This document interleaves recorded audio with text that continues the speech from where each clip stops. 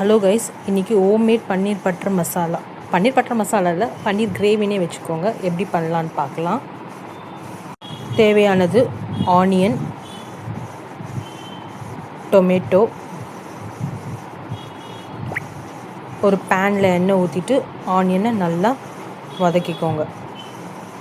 அதுக்கப்புறம் அது கூட கொத்தமல்லி, முந்திரி வச்சுக்கோங்க எடுத்து.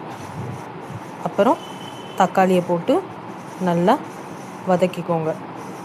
கூடவே தேவையான அளவு உப்பு போட்டுக்கோங்க. அதுக்கப்புறம் நல்லா வதங்கிட்டு இருக்கும்போதே நம்ம காமிச்சோம்னா முந்திரி போட்டுக்கோங்க. அதுக்கப்புறம் கொத்தமல்லியும் போட்டு நல்லா வதக்குங்க. இது கூடவே தேவையான அளவுக்கு சில்லி பவுடர், அதுக்கப்புறம் ஒரு ஸ்பூன் தயிர் போட்டு நல்லா வதக்கிக்கோங்க. நல்லா வதங்கினோடனே அடுப்பை ஆஃப் பண்ணிவிட்டு ஒரு 10-15 நிமிஷம் நல்லா ஆற விடுங்க. வீட்டிலே பண்ண ஹோம்மேட் பன்னீர். அப்புறம் நம்ம வதக்கி எடுத்து வச்சதை நல்லா மைய அரைச்சிக்கோங்க.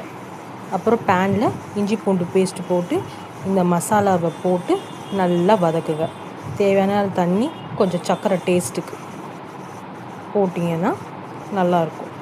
அதுக்கப்புறம் உப்பு, மஞ்சத்தூள், கரம் மசாலா, காரப்பொடி ஏதாவது தேவைன்னா போட்டுக்கோங்க. அப்புறம் பன்னீரை எடுத்து போட்டுக்கோங்க. 10 to 15 மினிட்ஸில் கிரேவி ரெடி ஆகிடும்.